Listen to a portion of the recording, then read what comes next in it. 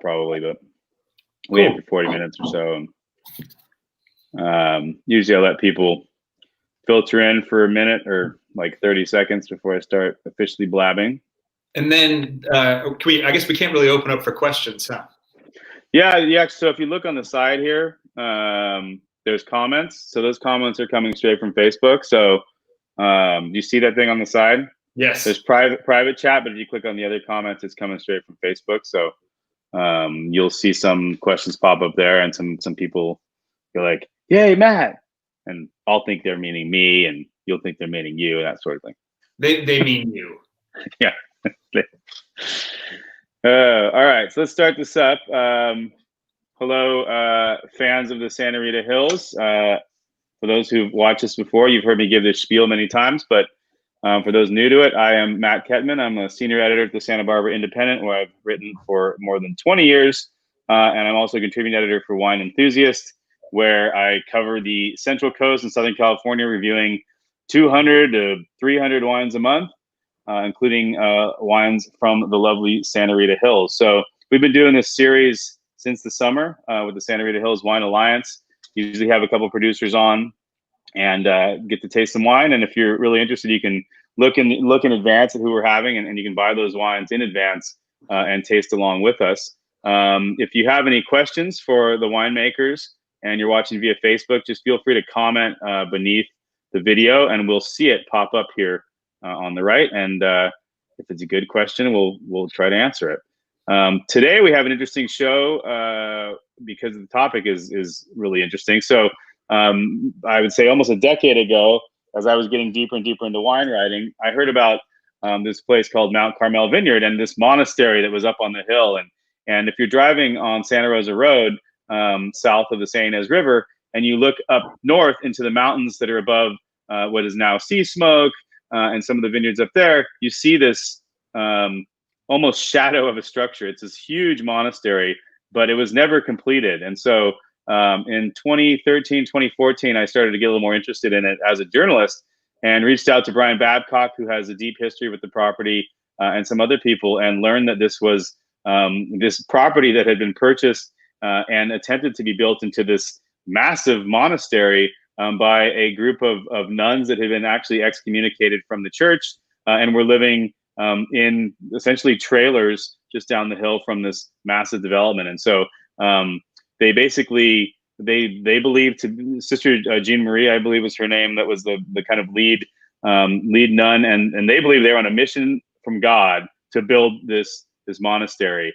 and they spent a ton of money getting, maybe not even half the way there. They had a little bit of bad advice along the way, maybe here or there, but in any case, this God-given dream never came to fruition. And unfortunately, Sister Jean Marie passed away a couple years ago too. So maybe we can talk about that as well. But during the reporting of that, I got to go up there a couple of times. Bryan and I went up there one time and delivered some wine to Sister Jean Marie in her trailer, which was pretty cool. And we had one of the fun a tasting night at my house where Matt and Bryan and Rick Longoria and I think Greg Brewer came over, and we tasted some cool old Mount Carmel wine. So today we're going to taste some of the newer projects that are happening up there, primarily Mail Road, where Matt Dees is the winemaker.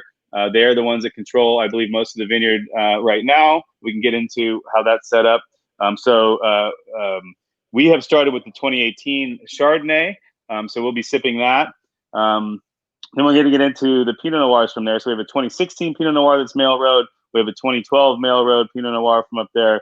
And then we have, perhaps most exciting of all, Babcock 2001 Mount Carmel from up there. So we'll be tasting those down the way. And then we'll start it off with Babcock's 2018 Deja Vu Pinot Noir after we're done talking about the Chardonnay. And then, because Bryan Babcock is Bryan Babcock, and now he's into other grapes, we have a Petite Bordeaux to finish it all off. So should be an exciting tasting. As those of you who are regulars know, we usually do 4 wines, but these guys couldn't help themselves. Matt actually sent me a 4th wine, but I thought 7 was going to be too much. So we'll get into those bubbles maybe once we can celebrate getting through these 6 wines. So to be fair, Matt, I gotta say, if you left it to Bryan and I with no limits on how many wines we would have brought, Bryan, would you take the over or under on 24? I think we go a healthy 28 personally, but Well, next time. Next time, yeah. It would be out of control for sure. Yeah. You know, It'd be a full day session. We'd have to have lunch in the middle and that sort of thing. No, it's a good thing that Kettmann's here. I'm always known for my moderation, so that's great. So I thought we'd start. Bryan, tell us a little bit about your background and a little bit about how Mount Carmel as a vineyard started, and then we can jump to Matt, and he can talk about the current state of Mount Carmel, this lovely Chardonnay we're drinking, and then we'll just start moving down the line into the reds.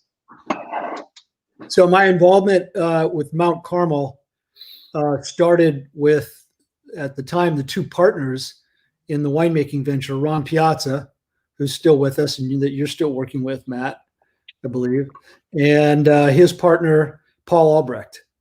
And my dad was introduced to Ron through Paul, who was a boat salesman in Long Beach, California, and the kinds of boats that he sold were like fishing boats. He had a line of these Australian, like fiberglass, just fish killing machines. And my dad was a huge fisherman and all his buddies were fishermen.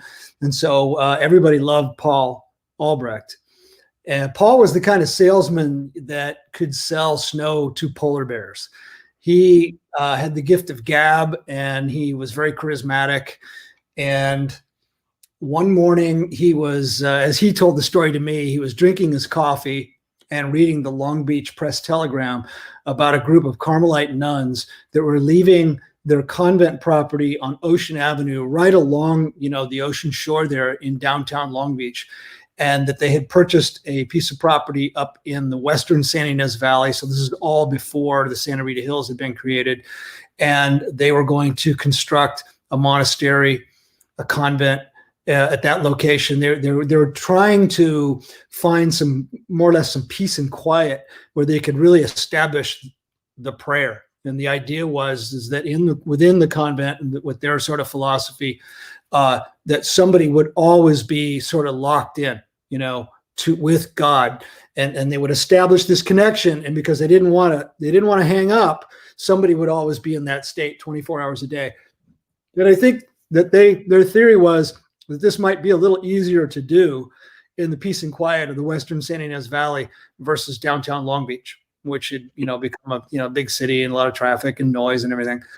And Albrecht was reading this little column in the Long Beach Press Telegram, and the map showing where the nuns' property is indicating that this property is right across the river from Sanford and Benedict.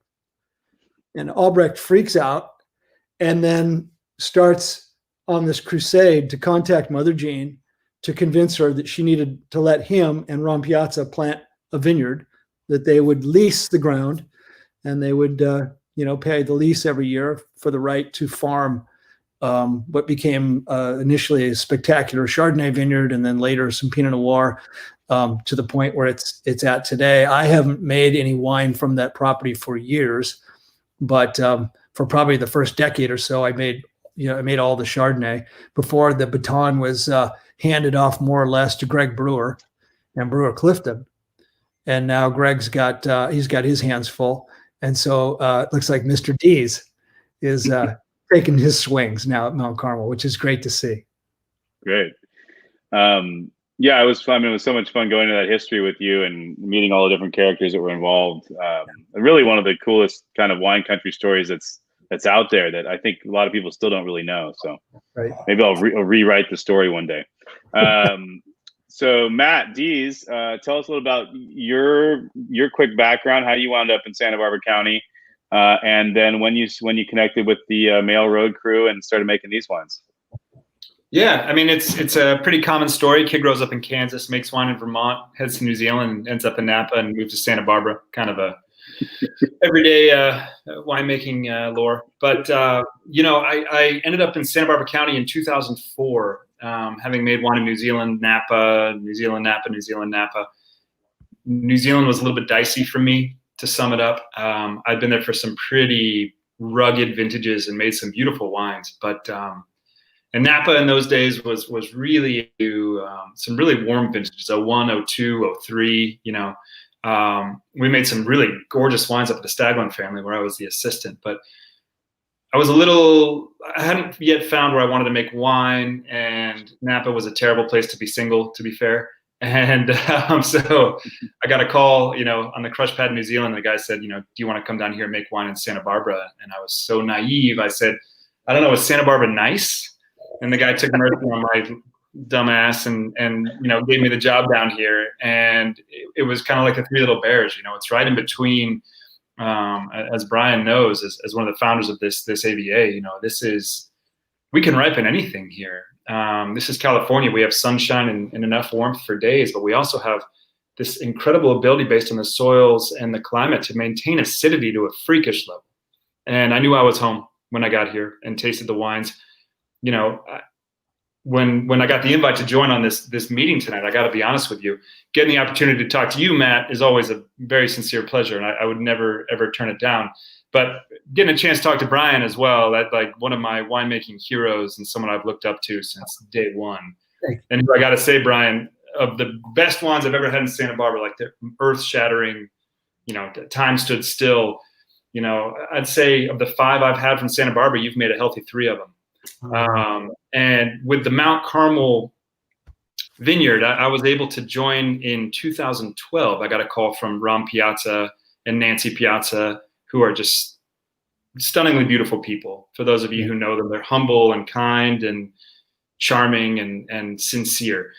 And the endlessly fascinating Michael Palmer, who's also a beautiful man in his own right. And they had partnered up and decided to make some wine.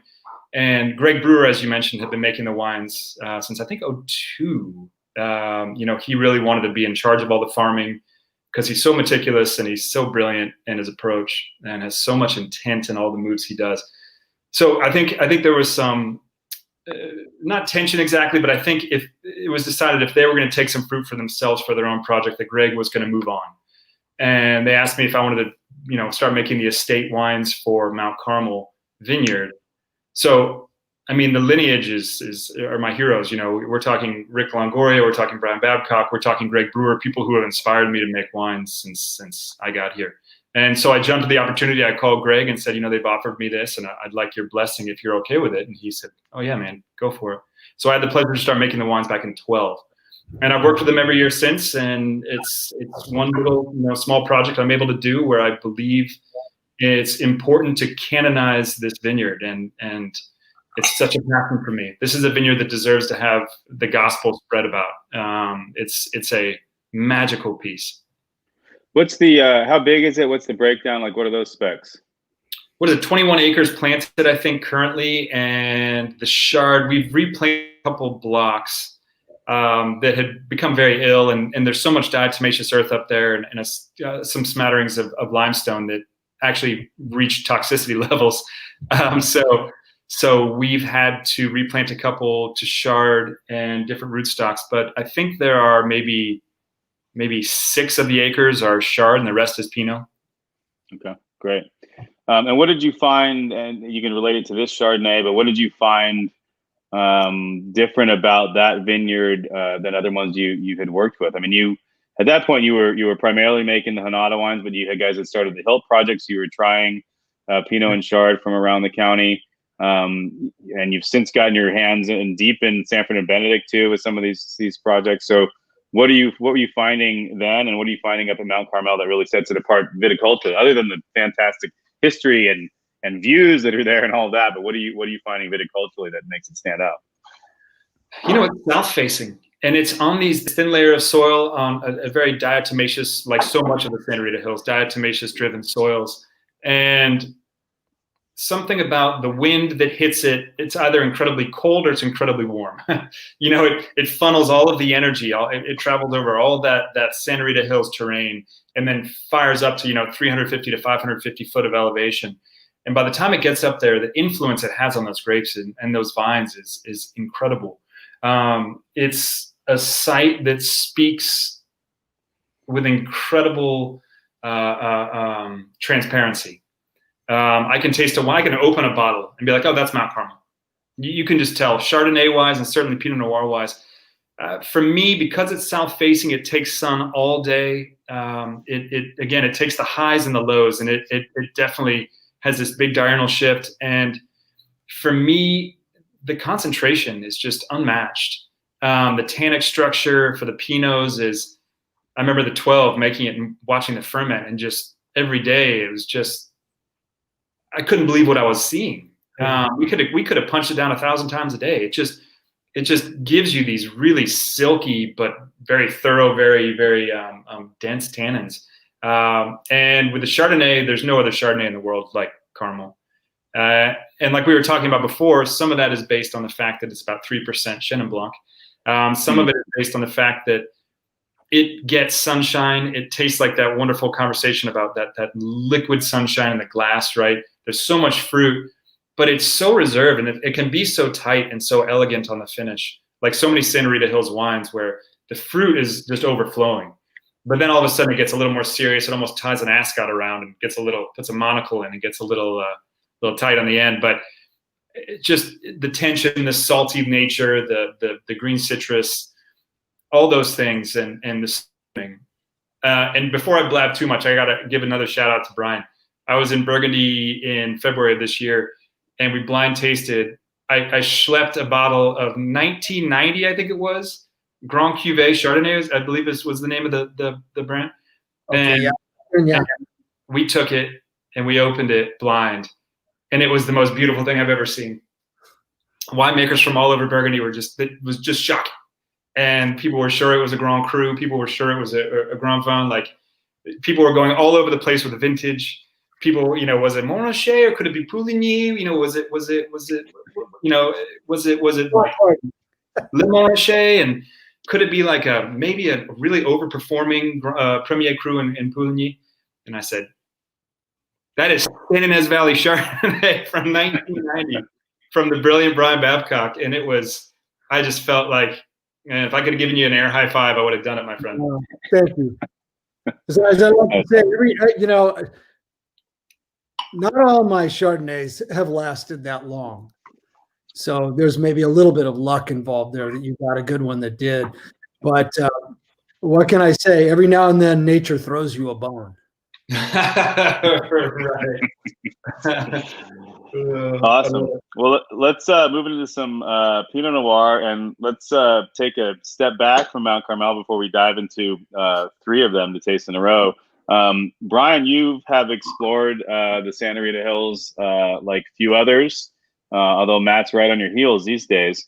And this Pinot Noir is the 2018, what you call the Deja Vu from Bent Rock Vineyard, which is one of the vineyards that one of the wineries that Matt works for owns at this point.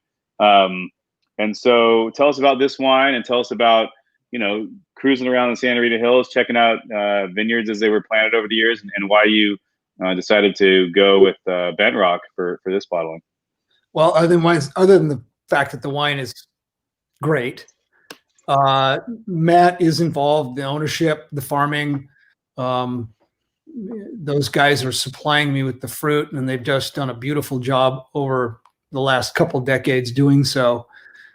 This is block number 3 at Bent Rock, which I think is arguably one of the best blocks in the county. Although I'm tasting Matt's Mount Carmel Pinots, it's, I've got some competition.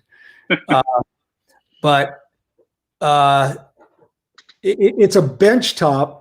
Blocks, it's like blocks 2 and 3. There's a little Chardonnay there too. It might be block 1. They're basically on this little protrusion that sort of almost faces slightly north as it looks over the river. And, Santa Rosa Road kind of skirts around the property at that point. And I would go over to see Bruno D'Alfonso over at the Sanford and Benedict at the vineyard, and then his winery. And then, from Sanford and Benedict, I would just make a left turn and I would drive west toward Lompoc and drool over hillside after hillside, thinking that what if someday these hillsides are covered with vineyards, which I thought was, not too far-fetched of a dream based on the wines that we were starting to make at that point. And there was one location in particular where I would always just kind of stop and pull over and drool very heavily, or, tie my shoelaces, or, what have you. But it was basically what is now blocks 2 and 3 at Bent Rock. And I remember pulling up to the block one day, and I could see the grape stakes in the field that had been planted in the wires. And I go, oh my God, somebody's putting a vineyard on that thing. And, sure enough, back then it was Premier Pacific Properties, as they were developing the Salsa Puentes property and what are now Radiant and Bent Rock Vineyards. And so, that was just a location where I sort of was having this deja vu that I sort of had been in that vineyard. I don't know if it was in a previous universe or just what, but it was a strong deja vu of having sort of been there before. And sure enough, that block has gone on to be one of the most amazing blocks of Pinot Noir, perhaps at this point in the state of California. And have you made it from the beginning there, or you've been in and out, or? The first thing that happened is after I sort of figured out what was going on with all these plantings, is that Ken Brown and I were invited in by Premier Pacific to look around and actually give them a wish list of the blocks that we might like to work out of. And so we were kind of being given pick of the litter. And the focus at that point was at Radian, because those blocks, I believe, were planted a year or two before most of the blocks at Bent Rock. So that's where our attention was focused.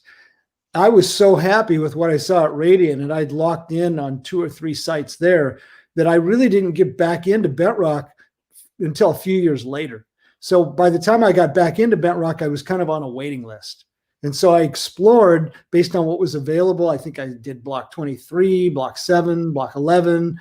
I was actually standing on the hood of my truck one day, talking on my cell phone to somebody at probably Coastal Vineyard Care, or maybe even before that, asking like, what's available? What is available from this vineyard? And I think the guy's like, block 11, block 11's available. I'm looking around, trying to get a high spot where I can see, where the hell is block 11? I was in block 11. Yeah. Oh, this right here. Okay, well, if that's what's available, then that's where we start. And all the wines were good. I mean, it's all good. It's Bent Rock. It's Santa Rita Hills. It's the heart of the Santa Rita Hills. It's all good. It all makes great wine. I don't know. I think some blocks, maybe it's a personal preference, but some blocks maybe just sing at a little higher pitch than others, Based on, there's a question from the crowd, what was kind of the marker for you to select the block? Is that based on, they speak to you, they sing to you without making the wine, and you can kind of feel the vibe at certain blocks? Or what do you look for just visually, aesthetically? It's partially a gut thing of just being there. In the case of 3, once somebody vacated and I finally had access to some fruit in block 3, that was the vineyard that I saw when I had my deja vu, right? So I had to go there. And just, luck of the draw, maybe. Hence the name. Yeah. Makes great wine.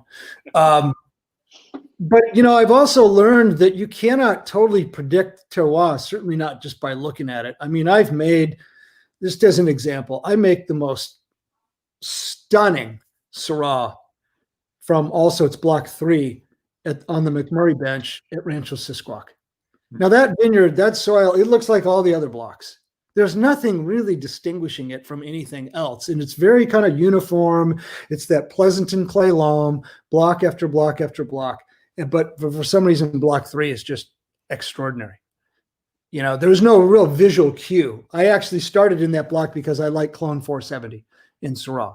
And then there are blocks where I've looked at them and I want to just start crying, because it's just like, block 31 Chardonnay at Radiant, Matt. That is just like, you look at that as a winemaker and it's like game on because of the visual. Well, I've made wines from some vineyards where I thought that way on day one, but the wines weren't that good.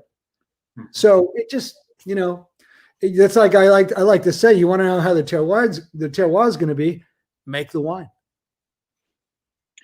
And as far as wine style goes, there's a lot of there's a trend right now to make which I like too, is making the kind of lighter, very low alcohol wines from Santa Rita Hills, Santa Maria Valley. But this one has some power, and I know, and I've heard Matt talk about this before, referring directly to some of your wines that you've made, Bryan, where Santa Rita Hills can pack a punch without being anywhere near overripe, anywhere near too extracted. So what are you going for when you've been making wine in the Santa Rita Hills for decades now? You've seen probably all of these trends come and go.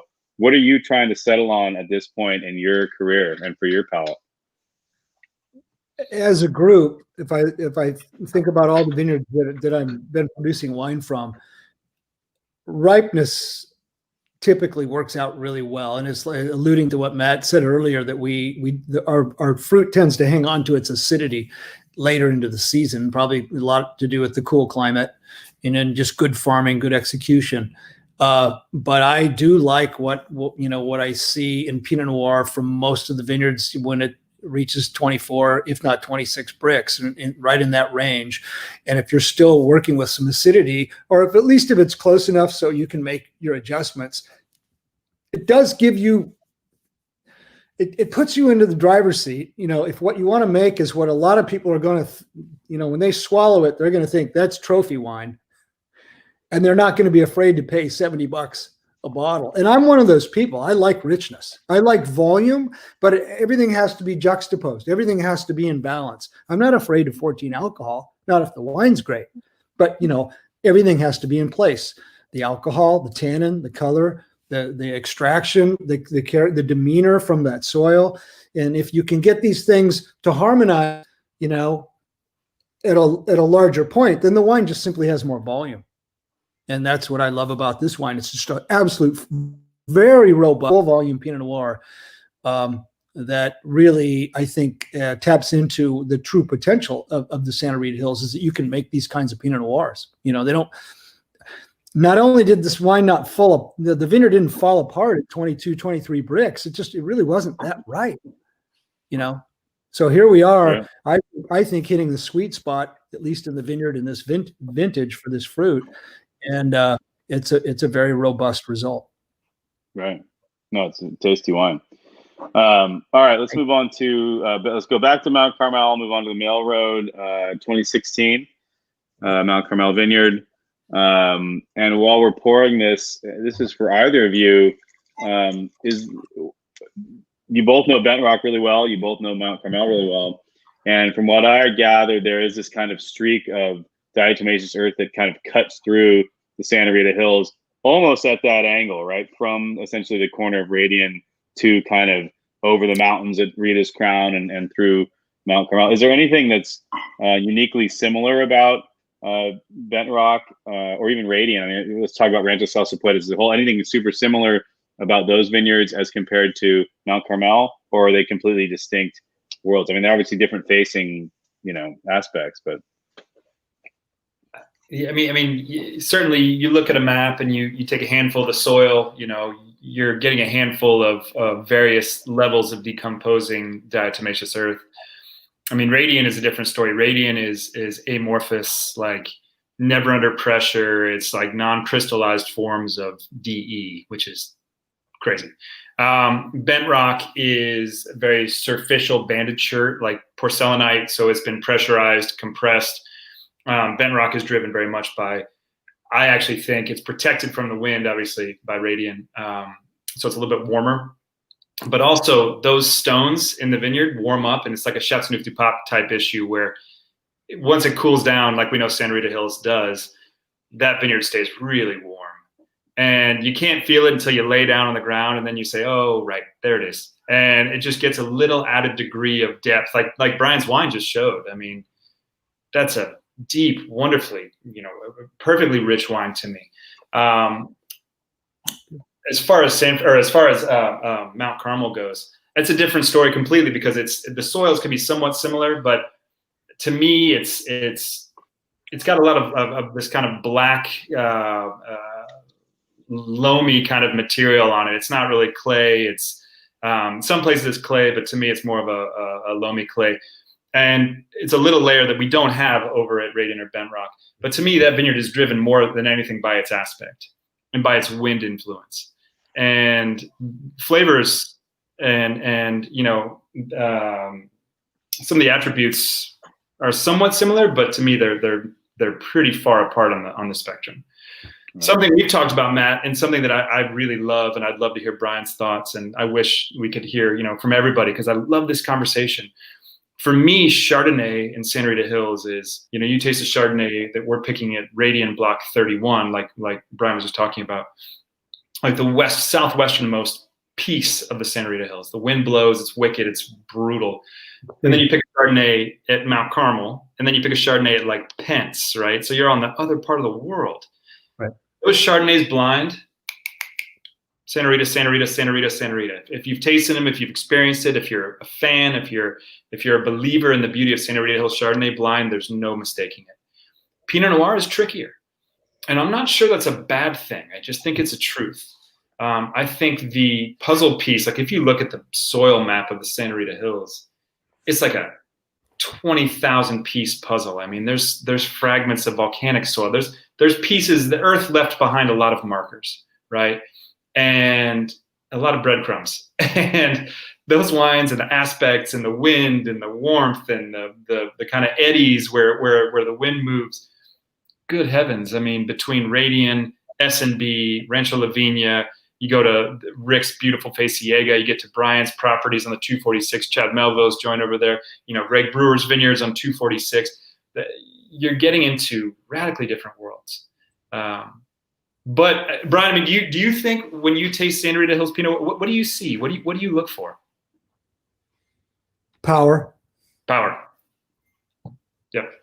And I don't just mean like lots of alcohol. I just mean wines, vineyards that can produce the kind of fruit where you can make the kind of wine that I like to make, which is full volume, perfectly balanced. But like if you have a really good set of speakers, you can crank them up and they don't explode, right? And this sounds great, even though it's really loud. Kind of how the Pinot Noir and the Chardonnay too. You want to design a robust Chardonnay, if with the 9-month élevage and the full malolactic. I mean, the raw materials that I've been working with, they handle that approach really nicely. So I mean, it's power, but it's an intrinsic power. It's not just size. It's just sort of this at the end. It's like these Pinots that we're drinking. There's just this sort of internal tension, right, in these wines, and that is just the kind of the matrix of soil and climate and wood and alcohol and fruit, and it's just been just a glorious experience for me to really learn and gain a feeling for these vineyards, so that I felt like I really understood them. And then that's when you can really start to become creative. That's when you can really start to make the metric wines that are still in balance. And it's like I just never, I just never ceases to amaze me, the fruit. It can be a frightening level of potential kinetic energy. I mean, the wines, yep. they like, you can feel that energy, the potential to be really powerful.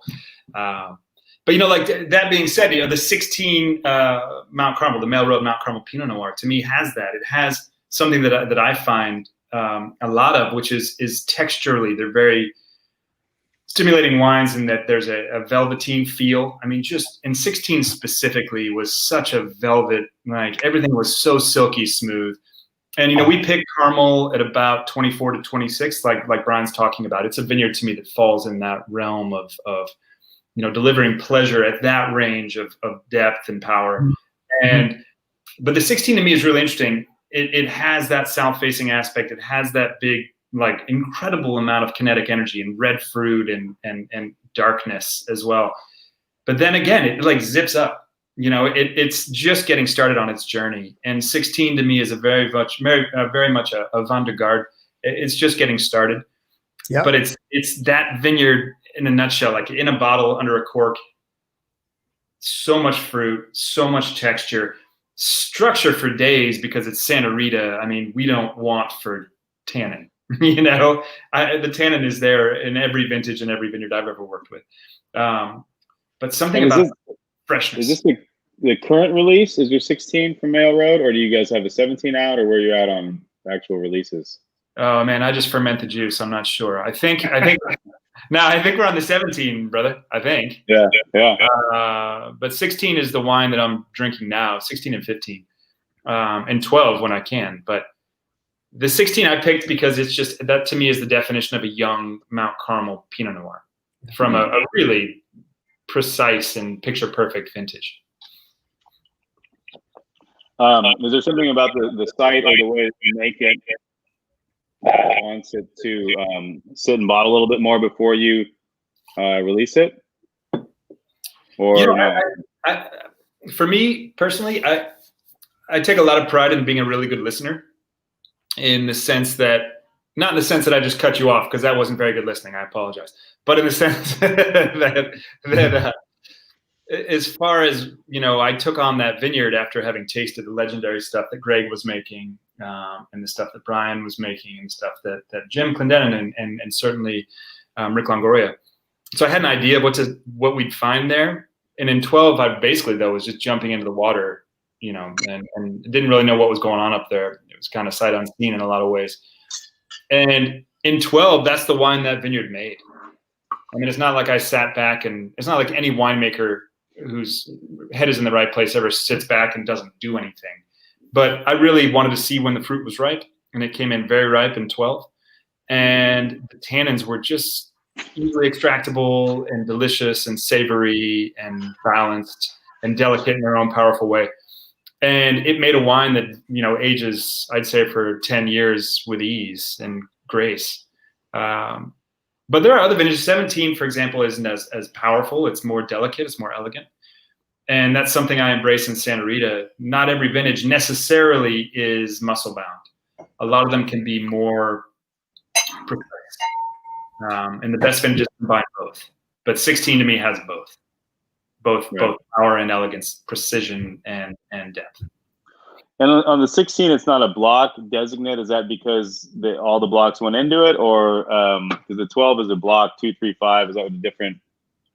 Yeah, taking over the farming and the winemaking up there in a lot of ways. I just took all those blocks, kept them separate. I love doing that when I'm learning about a place. It became really, to me, very early that the most evocative blocks of that property were blocks 3 and 4. Block 3 is a vineyard that Greg was very involved in planting. It's 828, which I love. I'm so in love with 828. And Block 4 is one of the original plantings that Ron and Nancy planted with cuttings from the legendary, beautiful Richard Sanford. Own-rooted clusters about the size of one of my eyebrows. I mean, they're just teeny, teeny, tiny. And there's this incredible concentration from the 828 and this joyous level of fruit. In the Block 4, the little Mount Eden clusters, it's like a spice box. It's tannic and angry and angular and spicy, and you put them together, and that's become our estate. The blocks was a blend we did from time to time when there was kind of a special character from the vintage, above and beyond what the vineyard wanted to talk about. Right. How many Pinots are you making in a typical vintage for Mail Road? 2. Yeah, we really focus most of our energy on that estate. Mm-hmm. That's become our drive. And how many? 2 shards? 1 shard? Just 1 shard, because we're lucky to get a ton an acre out of that vineyard up there. It's seen better days. It is so stunning. It's hard to scrape an existence up there for Chardonnay vines in that wind and that exposure. Every cluster, they earn those. Those clusters are unforgettable if you taste them. And you can understand the love those vines had to put in just to survive up there and create that sugar in those berries is amazing. So what I like about the 12 is that you're starting to see that fruit like starts. I mean, it's still got tons of life left, but that fruit's starting to fall away a little bit, and it's getting. Yeah, I jumped to the 12 when you started talking about it, Matt. So we've officially moved to the 12. And it's picking up kind of that more savory quality, more herbs, a little more game, a little more earth. And I what's cool about it is that we start to, as we get into the 01 coming up next, that kind of even goes on steroids, really. But I guess my question for either of you is, if you're comparing our ageability to a place like Burgundy, and it doesn't have to be like year to year comparison, but do these kind of qualities that you see in Santa Rita Hills wine emerge with time? Is that a similar sort of thing that you're seeing in the old world when it comes to aging wine? I mean, is there a comparison there? Obviously, they're two different regions, but do you see the fruit start to fall away and more of the savory character come? Or how would you compare that? I think at this point, a lot of the Santa Rita Hills that I'm tasting that are being produced now, with the way farming has evolved, they're every bit vintageable as a lot of Burgundies. Maybe the difference is that our wines are maybe a little more approachable. They're a little more fleshy early on. So Great. I don't, I never tried to make a wine with the goal that it aged 20 years or 25 years or 30 years. I just, at some point, I always wanted to understand the vineyard well enough and have a winemaking philosophy that was catered to that, that understanding of the fruit, so that at least at some point in the life of the wine, it hits some kind of a zenith point, whether it's 2 years or 7 years or 20 years. And if it can sort of hit that zenith point, let's say after 3 years, and just sort of stay there for another 15 years, well, that's fine too, So I think that when the wine, if it's Pinot Noir and it's gonna be glorious for 15 years, I think at least as far as ageability goes, you've done your due diligence, and I don't promise anyone that the wine will be better at 7 years than 12 or anything like that. And then the whole thing's kind of new. I mean, our area is so new, the age of the vineyards and everything. So, I mean, who knows how long the wines will last, or, 50 years from now. It's just, it's been very gratifying, and I'm Matt, I'm sure you kind of feel the same way, to at least to have been here and be on the ground for the last 2 decades and to see the development and then just to look at the wines that are being made now. And it's crazy good. Yeah. And I got to add, 17 years ago when I got here, it was very much into that day and age when people were saying like, that's a 50-year wine. Bullshit. Like, we've only been making wine for 20 years, like 50-year wine, right? And I think there was this vision of like, yeah, we need to build these wines to live forever. And so much of the joy of California Pinot as a whole, and certainly the Santa Rita Hills, and I would probably throw Santa Maria Valley in there as well, but sure, I love the primary character, right? And I find that, if we're going to compare Burgundy to Santa Rita, it's not apples to apples, just by the nature that they're a continental climate and we're maritime. Like they're closer to Kansas City in climate almost. It's a very different deal. But I do find, to your comment, it's so true. Ours are a bit more approachable and generous in their youth. Yeah. Fruit exists where like you taste like even like Beaumar, which is a big, very powerful, silky fruit. Young, those wines can be austere and tight, where even the tightest, most austere Santa Rita Hills wines still have a overabundantly beautiful quantity of fruit. And that's a big difference. And I find so much pleasure in drinking young Santa Rita. I could talk about the night we drank that Magnum of the 98 Mount Carmel Pinot at Kettmann's house. I can tell you what that wine tasted like. Just close my eyes. I can repeat exactly everything it tasted like. But But I don't think when you made that wine, your intent was to taste it in, 22 years. Right. I think you really appreciate, and I do too, like, let's make a wine that's delicious. And if it lives, like you're talking about, if it hits a trajectory, that's great. And I think like the 12, certainly the 01 is otherworldly. But I mean, for me personally, tasting all the Santa Rita Hills, if I had to close my eyes and take like, take Greg's, whole cluster and wonderful extraction and, building tannins to such a sweet level. Yeah. Or take someone who is trying to make something that's so soft to begin with that it's immediate consumption, almost opposite ends of the spectrum. I still think overall 7 to 10 years to me is that real wonderful sweet point for Santa Rita Hills Pinot. Chardonnay, we're just getting started with Chardonnay, and I think that's going to change the world. But that's a conversation for later. You must be finding lots of happy surprises too, because like this 01 that we'll jump into now, like, I mean, it's a stunning wine, and I've had some of the early wines from like even the late, I had a Rick Longoria, like 1987 Pinot. It was just said Santa Barbara County. And it was fascinating. It was not only fascinating, it was delicious. And it wasn't delicious because it was an old wine that was good. It was just really good. So there's, anyone who's got these Santa Rita Hills in their cellar, they're going to be happily surprised, I think, when they pop these things out, even though you're not necessarily making them to last forever.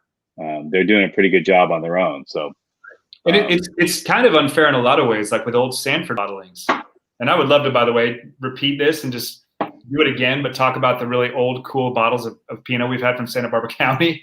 But I think there's a really sad truth to the fact that very few of them were cellared correctly.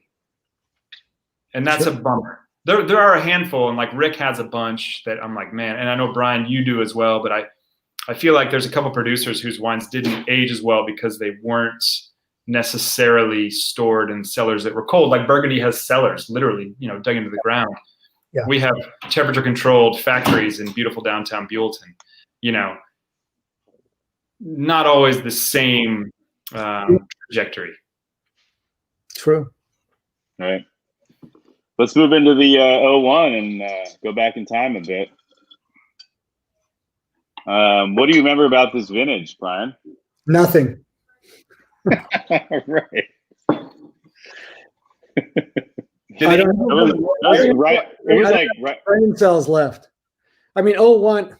I mean, it's right after 9/11, so there's probably like a guys.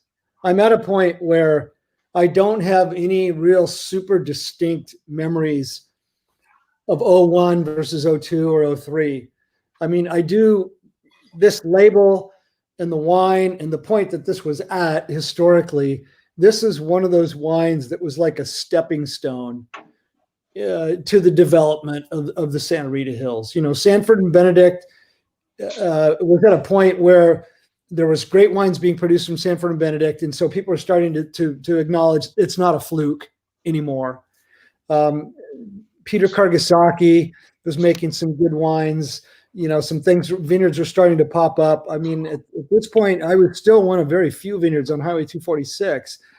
And as we started to let go of wines like this, then, you get a critical mass of energy and success, and then the interest follows. And so this was very much one of those wines that, that helped to create all the beautiful hubbub on Mill Road, as well as Highway 246 and Santa Rosa Road and the whole shebang. And so it was popular.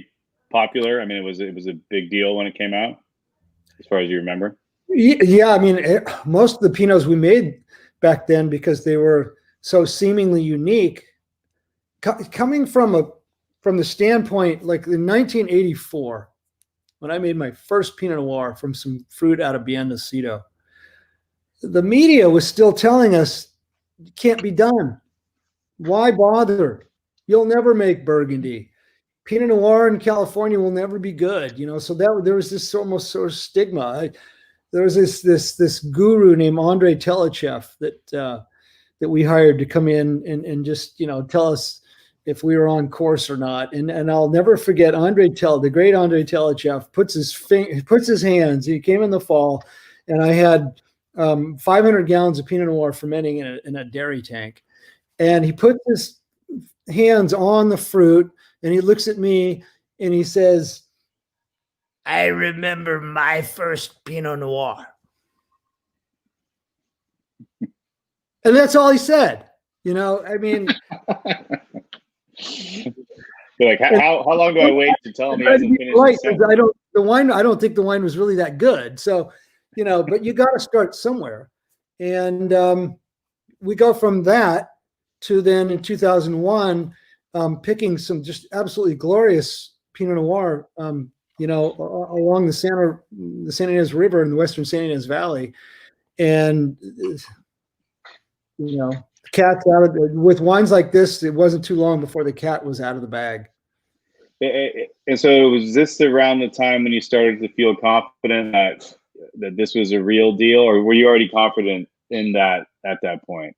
I mean, when did you know that this, right about now? Yeah, right about this point where I think things really started to solidify.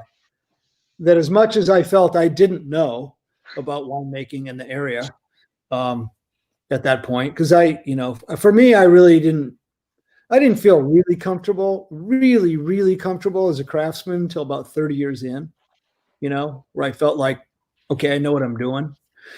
And so 01, 84 to 01, I was at a point where I was starting to feel more comfortable with my craft, but also starting to become more confident in the idea that the Pinot Noir from the Santa Rita Hills, at least from vineyards like Mount Carmel, I don't care what the media is telling us. These wines are great, and they're going to be great. Induction was telling me, you see enough causal instances take place, and we're right at that point. It's like, this is going to be good. Yeah. What I love about this. I love that you said 30 years into your career that you started to feel confidence. I love that about you, man. I love that you're always challenging yourself, and the joy of this industry, right, is waking up every day and realizing you knew less than you knew the day before, right? Yeah. That's the true joy of this industry, I think.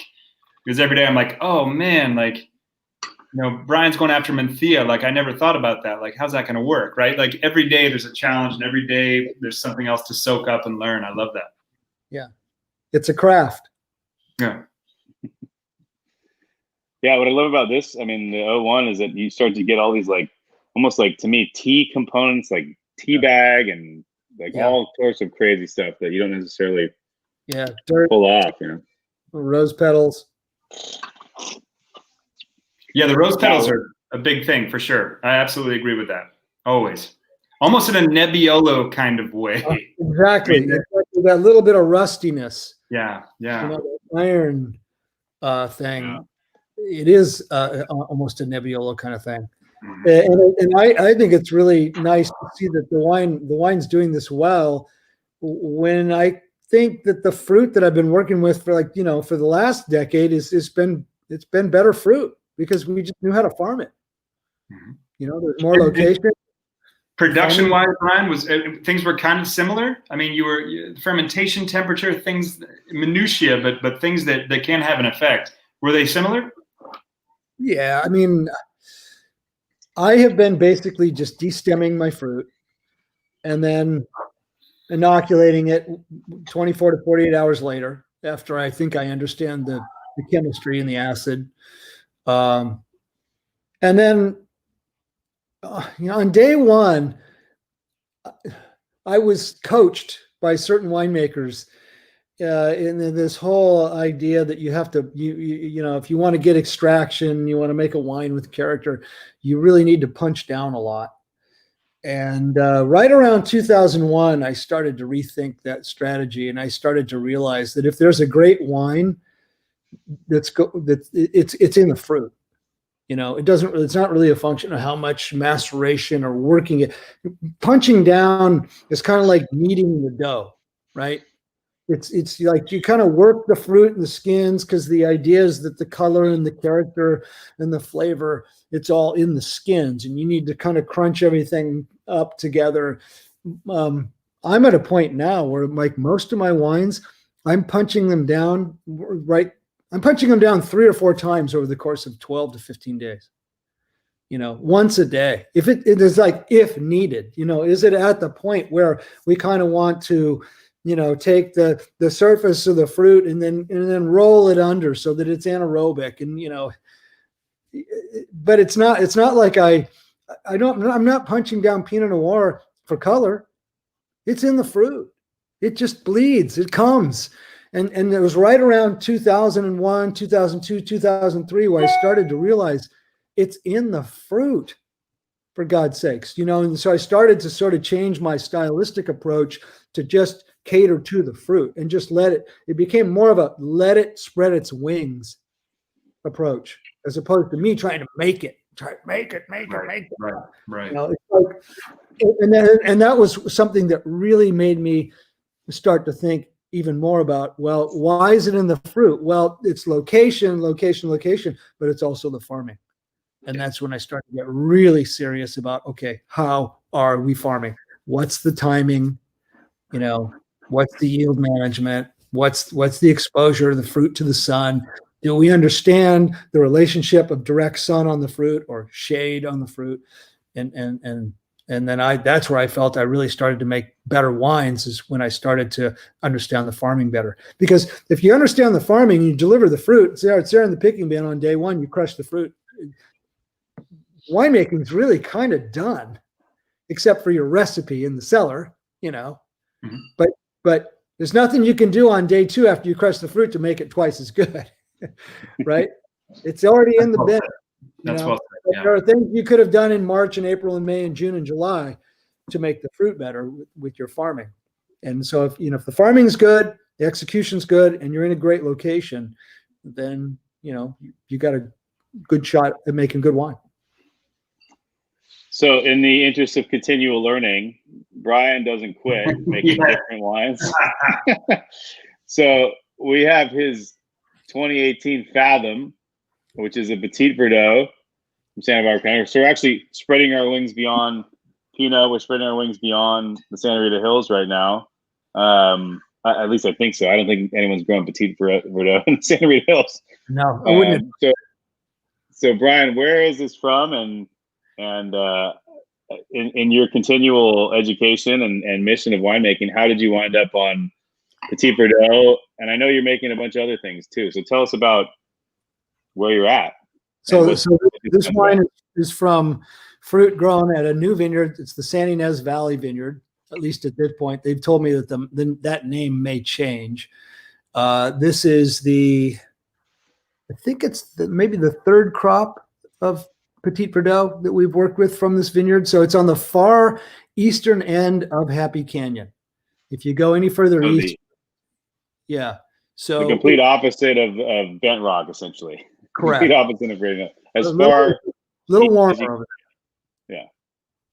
So working with Petite Bordeaux for me at this point is it's the result of me early on trying to navigate the whole concept. Fathom, which is the label, is basically me trying to fathom or wrap my brain around Bordeaux varieties, which, if you think, we started with kind of a bad stigma for Pinot Noir back in 1983, 84, with the media telling us you'll never compete with Burgundy. Imagine what they were saying about the early Cabernet Sauvignons that came out of the San Ynez Valley and Santa Barbara County and Monterey County, many of which were truly bad wines, that tasted like green beans or asparagus or jalapeno pepper, just too much veg. And so at the same time, you get started in this business and you think of yourself as a winemaker, and you start to think, God, am I going to go through my whole life without making some Cabernet Sauvignon? The king of kings. It's like, no, I got to make some Cabernet. Come on. I only got one crack at this, one life here. I've been waiting for this conversation for 20 years. That's how it started. And originally, the discovery that I had made in the backlash to the stigma that was created around all the bad Cabernet Sauvignons, a lot of the newer vineyards that were planted in the early 80s in the San Ynez Valley, they popped in quite a bit of Cabernet Franc. thinking that the Loire Valley is a little cooler and our climate's a little cooler. We're more coastal. Maybe Cabernet Franc, maybe Merlot.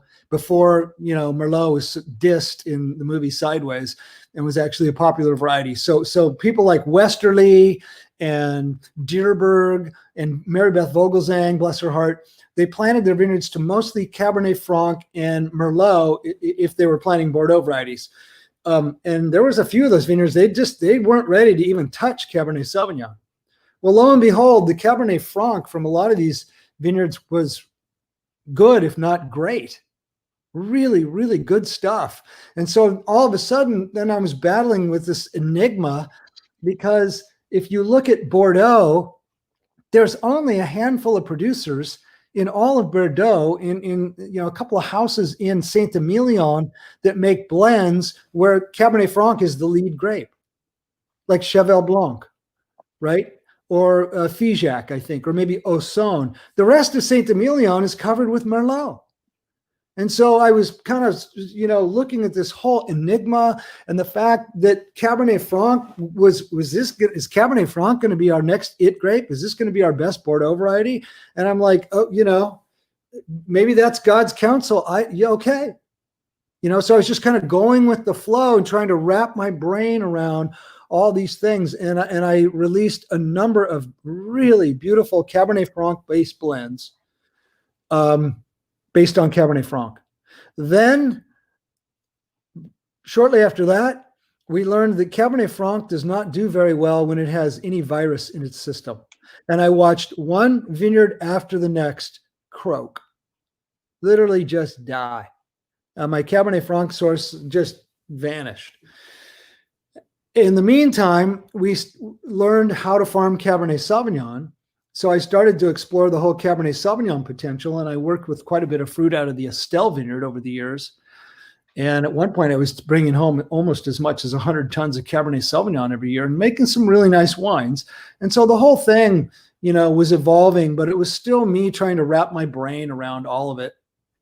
And as part of the process, you make Cabernet Franc, you make Merlot, you make Cabernet Sauvignon. It's like, well, we should probably at least have a barrel or two of Petite Bordeaux, right? Because it's also a Bordeaux variety. I mean, if you're going to do your homework, you might as well do your homework. And toward the end of it all, so what happened at that point is that the Pinot Noir explosion took place in the Santa Rita Hills. So I went home, right, to my backyard to make 2 or 3 decades of world-class Pinot Noirs. And I was just hanging on to one little Cabernet Sauvignon block 15 at the Estelle Vineyard. And I had my little experiments in Petite Bordeaux, just sort of like in the vacuum of all of it. And I went up to a barrel. I mean, I was like down to my last strike in the ninth, 2 strikes, bottom of the ninth, 2 outs. And I'm almost just done on Bordeaux varieties in general.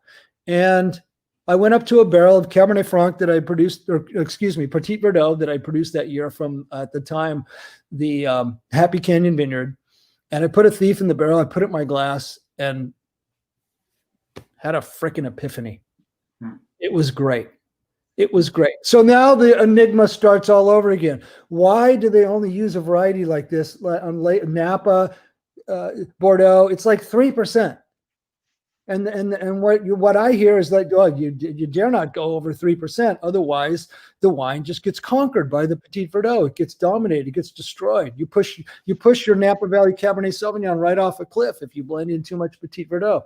It's like lip service on a label. And now all of a sudden, here I am tasting this beautiful wine in its varietal Petite Bordeaux, and the tannins are soft, and the wine it's just delicious. It's huge. Mm-hmm. It's like, and so what was Fathom all about in the first place? It was about comprehension of these things and not arguing. I'm just like, well, this is a freak show. Here we go with another freak show, but that's what Fathom's all about.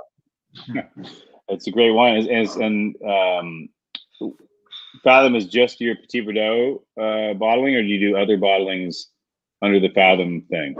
Yes, it's just Petit Bordeaux at this point. Okay, cool. As I explore that, try to comprehend it, and try to discover what its ultimate potential is, which I think at this point is enormous. It's enormous. especially in a year like we just had with 3 crushing heat waves, and the Petite Bordeaux just loves it. It just loves it. So there's nothing petite about Petite Bordeaux, but it's not aggressive. It's never aggressive. It's not hard tannin. It's just copious amounts of tannin. It's just quantitatively massive, but qualitatively huge. Exactly. It's amazing.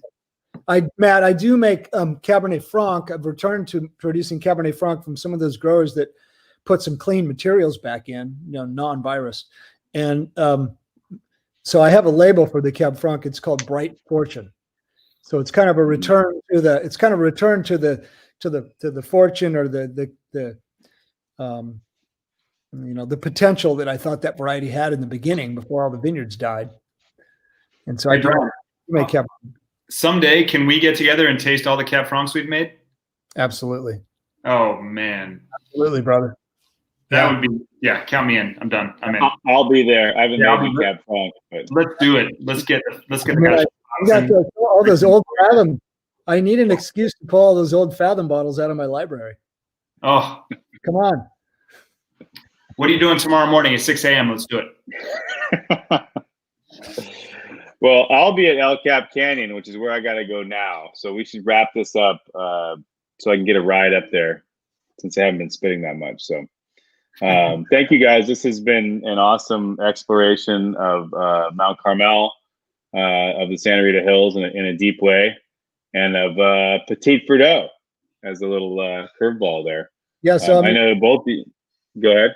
Here's to the past, and I think, Matt, the last 3 decades of what's transpired in the Santa Rita Hills, and you were starting to see just the rest of the counties just going off, in a similar way, but now it's just all the nooks and crannies. So it's just like, I've been doing this for a while, but I feel kind of like a kid in a candy store.